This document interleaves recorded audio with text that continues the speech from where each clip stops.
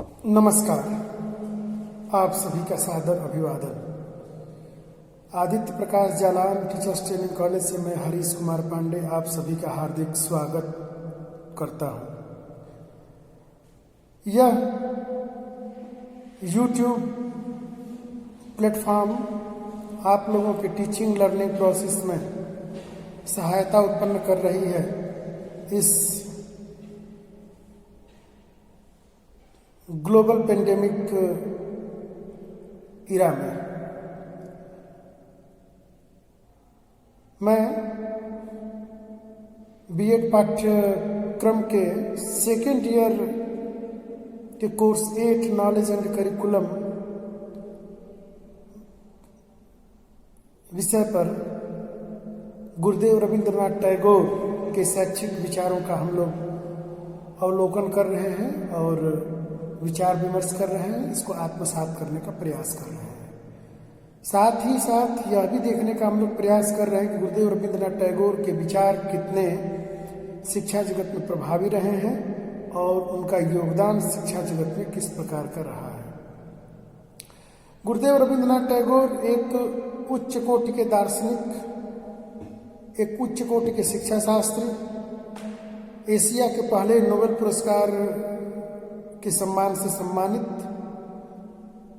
शांति निकेतन विश्व भारती के संस्थापक और आधुनिक शिक्षा के प्रयोगकर्ता, मूलतः प्रकृतिवादी और गुरुदेव के अलंकार से अलंकृत एक अध्यात्मवादी दृष्टिकोण के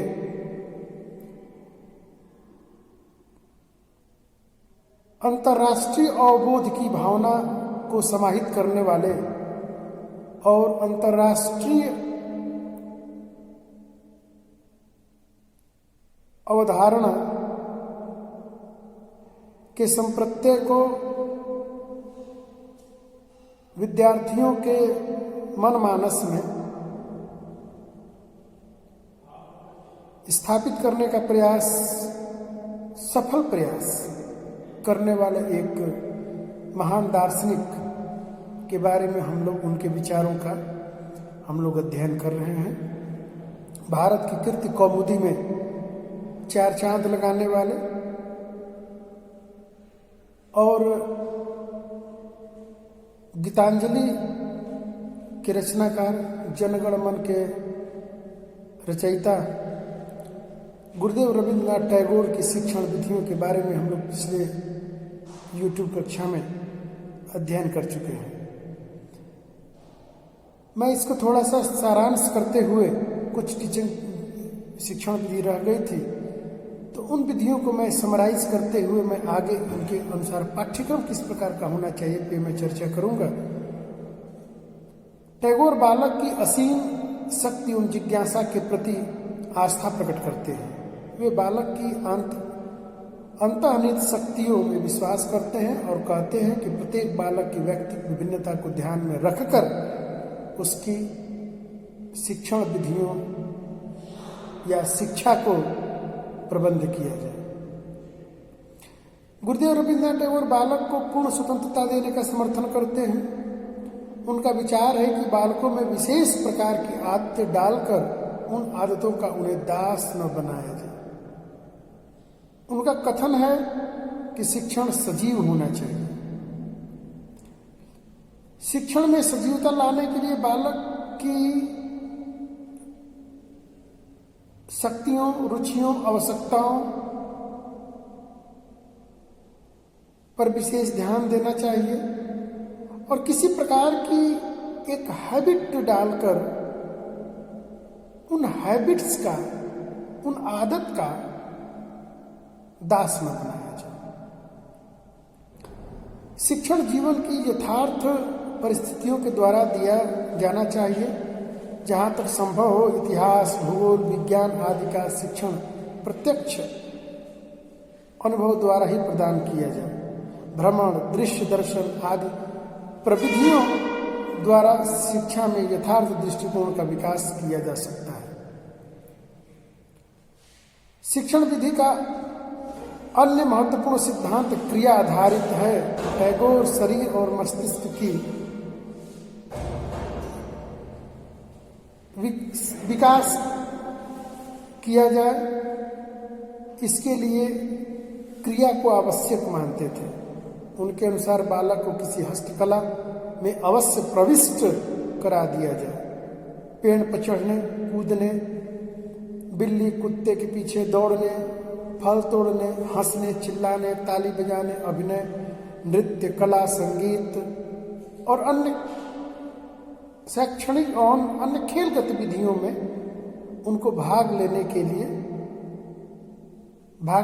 लिए उन्हें प्रोत्साहित किया जाए, क्योंकि उनका इसमें अटूट विश्वास था कि इससे विद्यार्थी का शारीरिक विकास होगा और जो मांसपेशियां हैं वो पुष्ट होंगी, ज्ञान तंतुओं का विकास होगा और शरीर में फुर्तीलापन, स्वास्थ्य का विकास होगा और अच्छे स्वस्थ शरीर में ही स्वस्थ मस्तिष्क का विकास होगा। उनके अंदर रीजनिंग पावर, उनके अंदर तर्क करने की क्षमता, उनके अंदर टीम की भावना, सहयोग की भावना, पारस्परिक निर्भरता की भावना का उन्हें बोध होगा। तो गुरुदेव रविंद्रनाथ टैगोर के विचार प्रासंगिक तो हैं ही, उनकी शिक्षण विधियां भी आधुनिक शिक्षा में काफी प्रभावित करती हैं। इसका प्रमाण यह है कि 2020 की नई शिक्षा नीति क्रिया आधारित शिक्षा पर विशेष बल दे रही है और फाउंडेशन कोर्स में जिस प्रकार बालक की गतिविधि आधारित शिक्षा को बल दिया गया है, तो गुरुदेव रविंद्रनाथ टैगोर की जो संकल्पना क्रिया आधारित शिक्षा थी, विद्यार्थियों के अंदर खेलने, कूदने, तैरने, योगासन करने, भ्रमण करने, पेड़ों पर चढ़ने, कुत्ते बिल्लियों के पीछे भागने की ये जो शिक्षा है, ये कितनी प्रासंगिक है, यह शिक्षा नीति हमें इस बात का अवबोध करा रही है। अब हम लोग चर्चा करेंगे गुरुदेव रविंद्रनाथ टैगोर के अनुसार शिक्षा में पाठ्यक्रम किस प्रकार होना चाहिए। क्योंकि पिछली वीडियो में मैं इस बात पे जिक्र कर रहा था कि शिक्षण विधि कितनी भी अच्छी क्यों ना हो, पाठ्यक्रम खूब अच्छा बना दिया जाए, उसकी संकल्पना दे दी जाए, लेकिन उसमें कंटेंट क्या डाला गया है, वो कंटेंट बड़ा महत्वपूर्ण है। हम दया, करुणा, सहिष्णुता, त्याग, प्रेम, अंतर्राष्ट्रीय अवबोध, सत्य, एकता, अहिंसा, अंतर्राष्ट्रीय सद्भावना, अंतर्राष्ट्रीय एकता, ये सब बात करते हैं, लेकिन हमारा कंटेंट में इस प्रकार की बातें हैं कि नहीं, क्योंकि कंटेंट विद्यार्थी को बहुत ज्यादा प्रभावित करता है। आप लोगों को याद होगा जब हम लोग अपने समय पढ़ा करते थे तो उस प्रकार के कंटेंट होते थे। गुरुदेव रविंद्रनाथ टैगोर कह रहे हैं कि बालक में नैतिक और आध्यात्मिकता का विकास, तो हमें याद है, हम लोग अभी भी वो विषय रटी हुई है कि नैतिकता और आध्यात्मिकता के विकास के लिए रामचरितमानस की कुछ चौपाइयाँ सिलेबस, हिंदी की सिलेबस में हुआ करती थी और अध्यापक उसको बड़े जोर देकर विद्यार्थियों को रटवाते थे और रोज उसका सस्वर वाचन होता था। हम लोग जो एक अच्छे घर की, एक अच्छे राज्य की, एक अच्छे देश की जो संकल्पना करते हैं, उसी को मान के किस प्रकार की व्यवस्था होनी चाहिए, तो वो अध्यात्म की तरफ झुकाव होगा और एक अच्छी व्यवस्था का आदर्श क्या हो, हमारे सामने एक अच्छी व्यवस्था का रोल मॉडल क्या हो, इसकी के लिए गोस्वामी तुलसीदास जी द्वारा रचित रामचरितमानस की वो लाइनें कि राम राज बैठे त्रैलोका, हर्षित भय गए सब शोका, बैरुन का काहू सन कोई, राम, ऐसे करके जो लाइनें थीं वो रटवाई जाती थी विद्यार्थियों को। इसके अंदर उसके नैतिकता का तो विकास होता था, उसके अंदर आध्यात्मिकता का विकास होता था। विद्यार्थियों में साहस, हम लोग साहस के तो गुण पढ़ाते हैं, लेकिन साहस कैसे साहस आएगा? मुझे याद है माखनलाल चतुर्वेदी की वो लाइन, सुभद्रा कुमारी चौहान की वो लाइन कि न रहो न निराश करो मन को, कुछ काम करो कुछ नाम करो, जग में रहकर कुछ नाम करो। तो इस प्रकार की जो लाइनें थी वो कहीं ना कहीं हमारे अंदर वो एक सेल्फ मोटिवेशन, एक मतलब कि खुद से आंतरिक प्रेरणा मिलती थी कि जो बार बार जो निराश हो जाए वो फिर वो नर क्या है। अरे भोजन करना और निद्रा करना और व्यवहार करना ये तो पशु पक्षी भी जानते हैं, फिर मनुष्य के होने के क्या मतलब है? तो कंटेंट में क्या बातें हैं ये महत्वपूर्ण है। कई घटनाएं आप पढ़े होंगे, देश पर मर मिटने की घटना, देश के प्रति प्रेम, ये आज की शिक्षा व्यवस्थाओं में बड़ी इसकी देखने की बहुत कमी मिल रही है।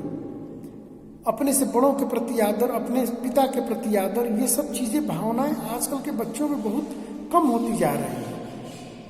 तो इस जो कंटेंट हमारा क्या हो रहा, डाला जा रहा है, ये महत्वपूर्ण है। हम कंटेंट में उन बातों को पढ़ाते हैं जो वेस्टर्न कल्चर से प्रभावित है और जिसकी कोई मतलब नहीं है, जो शताब्दियों वर्ष बीत गए। 17वीं शताब्दी की हम्टी डम्टी वाली इंग्लिश की वही पोइट्री आज भी हम लोग पढ़ रहे हैं। एक एलिजाबेथ वाली जो पोइट्री है वो लगभग 18वीं शताब्दी की है और आज भी हम लोग उसको उसी मनोयोग से पढ़ रहे हैं, जबकि वो आउट ऑफ डेटेड हो गई है, आउट ऑफ सिलेबस होना चाहिए। रेन रेन गो अवे की जो संकल्पना, आज तो हमें अच्छी बारिश की जरूरत है, पानी की समस्या है, और हम लोग इस प्रकार की पाठ्यक्रम बच्चों के एक मानस पटल पे क्या विकसित होगा कि रेन रेन गो अवे, कहीं और नहीं, अभी बारिश ना हो। यहाँ तो बारिश की खूब आवश्यकता है। भारत एक कृषि प्रधान देश है, पीने को जल नहीं हो रहे हैं, बढ़ती हुई आबादी समस्याएं क्रिएट कर रही है, संसाधनों का अभाव हो रहा है। तो कंटेंट किस प्रकार का हो ये महत्वपूर्ण है। आज उस प्रकार की कंटेंट की जरूरत नहीं है। आज बेरोजगारी बढ़ रही है, तो शिक्षा को किस प्रकार से रोजगार से जोड़ा जाए। आज पूरे वैश्विक लेवल पे हमें विकसित देशों से हमें प्रतिस्पर्धा करनी है, हमें उनके साथ कंधे से कंधा मिलाना है, तो हमें अपनी आत्मनिर्भरता के गुण गाने होंगे। हमारे सिलेबस में ऐसी बात हो जो रोजगार परक हो और स्वावलंबी बनाए, आत्मनिर्भर बनाए, जिसकी संकल्पना नई शिक्षा नीति में दी जा रही है। वर्तमान प्रधानमंत्री के द्वारा ये बार बार रिपीट किया जा रहा है, शिक्षा मंत्री इस पर काफी प्रयास कर रहे हैं, लेकिन मूल ये है कि हम अपने कंटेंट में क्या बात डाल रहे हैं। मैं जब आप लोग को महात्मा गांधी को पढ़ाया था तो मैं बोला था कि कितने महात्मा गांधी के विचार 1937 में कहे गए विचार 2020 में भी इतने प्रासंगिक हैं कि महात्मा गांधी ने आत्मनिर्भरता, स्वावलंबी और शिक्षा को रोजगार से जोड़ने की वकालत करी थी। इसलिए उनका पाठ्यक्रम सैद्धांतिक कम व्यवहारिक ज्यादा था। तो आज इस बात पे जोर देना है कि हम पहले तो राष्ट्र के प्रति प्रेम हो। जैसे आज भी जापान के लोग जितने राष्ट्रभक्त होते हैं, आज भी नेपाल हमारा पड़ोसी देश है, जहाँ के लोग अपने देश से इतना प्रेम करते हैं, तो पहले तो कंटेंट में हमारा हो कि देश का प्रेम। और गुरुदेव रविंद्रनाथ टैगोर के पाठ्यक्रम को अगर विहंगम रूप से अगर दृष्टिपात किया जाए तो उनके पाठ्यक्रमों में इस बात पर बल दिया गया है कि सबसे पहले हमें हमारा देश है, देश से हमें कितना प्रेम होना चाहिए। तो जो कंटेंट होता है वो काफी महत्वपूर्ण होता है। पाठ्यक्रम सिलेबस ये बना देना ये उतनी बड़ी बात नहीं जितना कि कंटेंट में ऐसी बातें होनी चाहिए। अब वर्तमान कंटेंट को देखिए, हम लोग अंग्रेजी की शासन अगर 100 पेज की बुक है तो हमने लगभग 37 पेज में हम पढ़ा रहे हैं अंग्रेजों के, जो कि मात्र 300 वर्ष का उनका कार्यकाल रहा है, तो हम पढ़ाते हैं। लगभग हम लोग 45-48 पेज में पढ़ाते हैं मुगलों के, जो कि हमारे ऊपर गुलामी शासन स्थापित किया, हमें गुलाम बना कर रखा। और पूरे भारत की विरासत को हम लोग मात्र समेट दिया हम लोगों ने 10, 12, 13, 14 पेज में। तो विद्यार्थी के मनस पटल पे क्या अंकित हो रहा है? तो गुरुदेव रविंद्रनाथ टैगोर के विचार यहाँ पे बहुत ज़्यादा प्रासंगिक हैं कि उन्होंने सबसे पहले राष्ट्र के प्रति प्रेम और हम अपनी सांस्कृतिक विरासत, हम अपनी सभ्यता, अपनी सांस्कृतिक विरासत के प्रति कितने सचेत हैं, कितने जागृत हैं।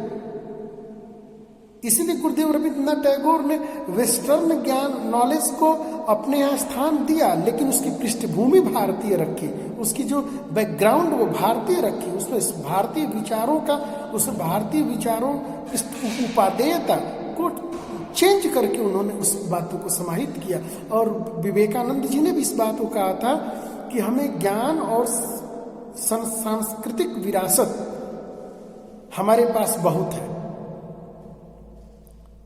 भारत को अगर वेस्टर्न से कुछ लेने की जरूरत है तो वो सिर्फ है टेक्नोलॉजी।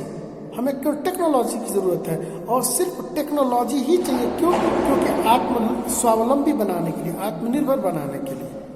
तो हम लोग, विवेकानंद जी ने टेक्नोलॉजी की बात करी कि विदेशों से कुछ लेने के लिए है तो टेक्नोलॉजी, बाकी हमारे पास ज्ञान विज्ञान का अकूत खजाना है।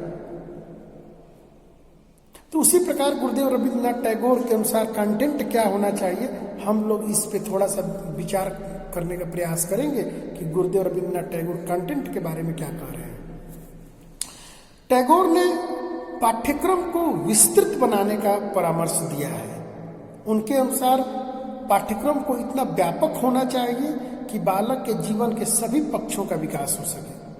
सभी पक्ष मतलब शारीरिक पक्ष, मानसिक पक्ष, आध्यात्मिक पक्ष, राजनैतिक पक्ष, सामाजिक पक्ष, देश के प्रति प्रेम, अंतर्राष्ट्रीय अवबोध के साथ साथ उसके अंदर दया, प्रेम, करुणा, त्याग, सहिष्णुता, सहानुभूति, करुणा, उदारता, वसुधैव कुटुंबकम, ऐसे सभी भावनाओं को समाहित करते हुए विस्तृत और लचीलेपन पाठ्यक्रम की जरूरत है। टैगोर ने किसी निश्चित पाठ्यक्रम की योजना नहीं बनाई। उन्होंने पाठ्यक्रम के संबंध में सामान्य विचार यत्र तत्र प्रस्तुत किए हैं और उन्हीं के आधार पर यह कहा जा सकता है कि वे सांस्कृतिक विषयों को बड़ा महत्वपूर्ण स्थान देते थे।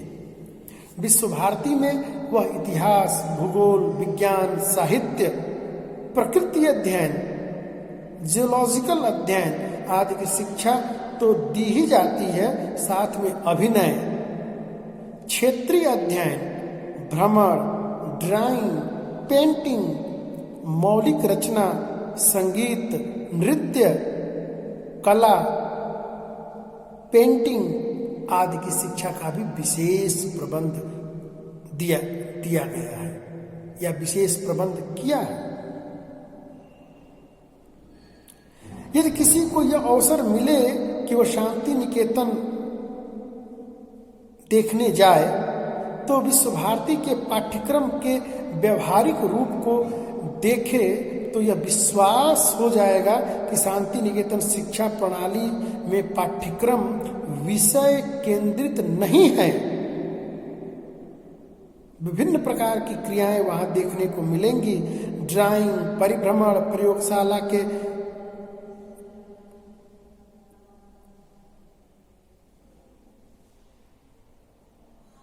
कार्य, व्यवहारिक रूप में नृत्य, गायन, प्रातःकालीन प्रार्थना, सरस्वती यात्राएं, छात्रों का स्वशासन, खेलकूद, समाज सेवा, एनसीसी, एनएसएस, स्काउट आदि क्रियाएं पाठ्यक्रम के अंग की भांति ही हैं।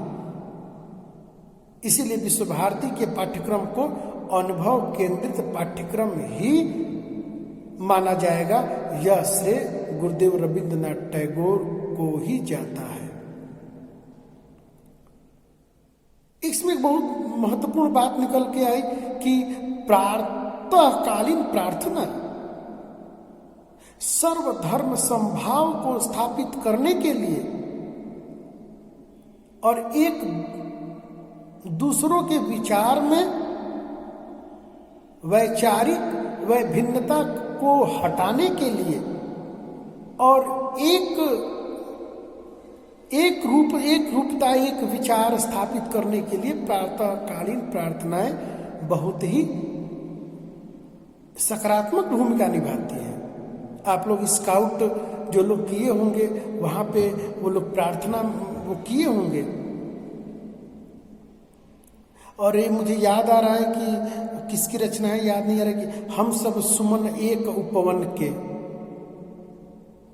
कितनी अच्छी लाइनें हैं। ये हमारा देश लंबे समय तक गुलाम रहा और जैसे जैसे लोग आते गए उन सबका प्रभाव पड़ता रहा और शिक्षा उस प्रभाव से प्रभावित होती रही। जबकि हमारी शिक्षा तो हम लोग एक मतलब कि पूरा हम लोग एक उपवन मानते हैं, जैसे एक बागीचा, एक फुलवारी, जहाँ पे विभिन्न प्रकार के फल फूल पुष्पित होते हैं। तो गुरुदेव रविंद्रनाथ टैगोर का जो कंटेंट था, जो पाठ्यक्रम वो काफी व्यापक और काफी उपयोगी था।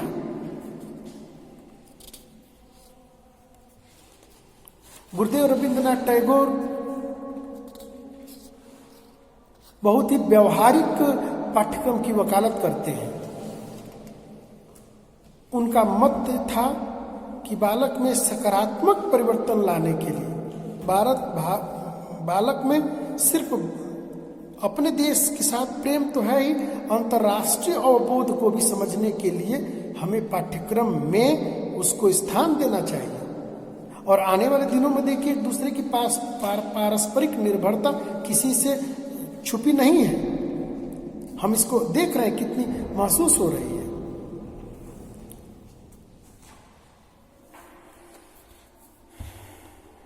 आगे टैगोर की शिक्षा व्यवस्था। टैगोर की शिक्षा व्यवस्था में गुरुदेव रविंद्रनाथ टैगोर क्या कह रहे हैं, थोड़ा हम लोग उसको समझने का प्रयास करेंगे। टैगोर की शिक्षण पद्धति क्या होनी चाहिए। गुरुदेव रविंद्रनाथ टैगोर प्रकृतिवादी विचारधारा के समर्थक थे। अतः बालक को शिक्षा क्षेत्र में पूर्ण स्वतंत्रता देने के पक्ष में थे, ताकि बालक का सर्वांगीण विकास अबाध रूप से हो सके। अध्यापक का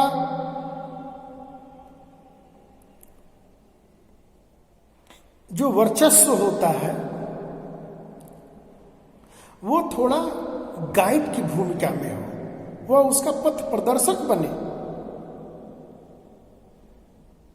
और एक ऐसे वातावरण का निर्माण करे, एक ऐसे लर्निंग इन्वायरमेंट का निर्माण करे कि उस इन्वायरमेंट में रहकर विद्यार्थी को सीखने में सहायता उत्पन्न हो सके।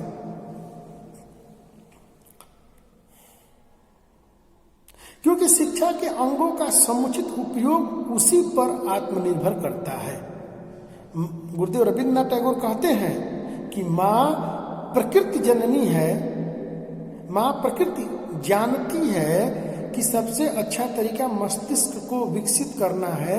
अतः उन्होंने अपनी विचारधारा में एक ऐसे वातावरण की अपेक्षा रखी है जिससे बालक निष्प्राण मूर्तियों की तरह न रहकर रचनात्मक कार्य करे, अपने लिए स्वयं ज्ञान कूप खोदे, पानी भरे और पिए। इस कार्य में अध्यापक उसका पथ प्रदर्शक करता रहे, मार्गदर्शक बने, दिशा निर्देशित करे। तो गुरुदेव रविंद्रनाथ टैगोर के इन विचारों से ये पता चलता है गुरुदेव रविंद्रनाथ टैगोर बालक की शिक्षा में कितनी स्वतंत्रता की वकालत करते हैं। बालक के अंदर ज्ञान का सृजन करने के लिए, उसके अंदर चिंतन मनन निध्यासन की भावना का विकास करने के लिए एक इस प्रकार की इन्वायरमेंट की वकालत करते हैं। अतः स्पष्ट है कि गुरुदेव रविंद्रनाथ टैगोर कहते हैं कि प्रकृति का अनुसरण करो। तो गुरुदेव रविंद्रनाथ टैगोर प्रकृति के अनुसरण करो के सिद्धांत के समर्थक हैं, क्योंकि गुरुदेव स्वीकार करते हैं कि कली का स्व विकसित सौंदर्य एक ऐसा अनित्य होता है कि किसी के कठोर हाथों से बलपूर्वक खुली हुई पंखुड़ियों का विकास उसकी तुलना कदापि नहीं कर सकता। अतः अनिवार्य है कि हम छात्रों की अविकसित एवं अर्ध विकसित कलियों को प्रकृति के आत्मीयता पूर्ण प्रातः समीर के सहारे खोलने को छोड़ दें। ऐसे फूल दूसरों से बलात्पूर्वक खोले जाने की तुलना में काफी अच्छे होते हैं और उसकी सुगंध की महक लंबे समय तक टिकने वाली होती है। आप लोग गुलाब के पुष्प को देखे होंगे। ऐसे बहुत से पुष्प होते हैं जो सूर्य की किरण पड़ती है तो वो खुलते हैं, 2 दिन 3 दिन लगते हैं। गुलाब के फूल देखे होंगे। अगर उन पंखुड़ियों को हम जबरदस्ती उसको दबाव डाल के खोलें तो जो उसका जो आकार होता है, जो उसका शेप होता है, वो शेप बिगड़ जाता है और उसकी खुशबू पे भी प्रभाव पड़ता है। ठीक उसी प्रकार गुरुदेव रविंद्रनाथ टैगोर कह रहे हैं कि यदि हम बालक के मानसिक और उसके संवेग को यदि हम जबरदस्ती उस पे थोपने का प्रयास करेंगे, ऊपर की बातें सिखाने का प्रयास करेंगे, जबरदस्ती थोपने सिखाने या डांटने पीटने का तात्पर्य वही है कि पंखुड़ियों को बलात् खोलने से, तो उसका विकास स्वाभाविक गति में नहीं होगा, स्वाभाविक रूप से नहीं होगा। और जब उसका विकास स्वाभाविक रूप से नहीं होगा तो निश्चित रूप से उसके अंदर जो खुशबू, जो सुवास होना चाहिए, खुशबू सुवास का मतलब ये है कि उसके अंदर जो योग्यता का विकास होना चाहिए वह योग्यता का विकास नहीं हो पाएगा। तो ये लाइनें तो स्पष्ट करती हैं गुरुदेव रविंद्रनाथ टैगोर कितने प्रकृतिवादी है, क्योंकि सारे उनके उदाहरण कहाँ से हैं? प्रकृति से हैं, जो हम अपने दैनिक जीवन में, दैनिक क्रियाकलाप में देखते हैं, महसूस करते हैं। तो गुरुदेव रविंद्रनाथ टैगोर के विचार प्रासंगिकतापूर्ण है। वह विद्यार्थी का विकास स्वतः होने देने की वकालत करते हैं। उसमें किसी भी प्रकार की अनावश्यक हस्तक्षेप या किसी विशेष प्रकार की आदतों के सहारे उसमें उन एक विशेष आदतों का विकास हो जाए, गुरुदेव रविंद्रनाथ टैगोर नहीं चाहते हैं। जिस प्रकार से रटी गई बातें, ना उसमें कोई उतार घटाव चढ़ाव नहीं होता है, जितना होता है उतना ही होता है। ठीक उसी प्रकार गुरुदेव रविंद्रनाथ टैगोर इस बात का खंडन करते हैं कि विद्यार्थी को किसी प्रकार के रटा के बातों को सिखाई जाए। गुरुदेव रविंद्रनाथ टैगोर चाहते हैं कि बालक का विकास स्वतः हो, निष्पक्ष हो, जिससे बालक अपने अनुभव, स्वानुभवों के द्वारा प्रकृतिजन परिस्थितियों में अपने आंतरिक गुणों का विकास कर सके और उसके द्वारा, उन विकास हुए गुणों के द्वारा वह समाज का और जन कल्याण का बात सोच सके। इस प्रकार गुरुदेव रविंद्रनाथ टैगोर के विचार प्रासंगिक हैं और आगे भी रहेंगे। शेष दूसरी वीडियो में। धन्यवाद।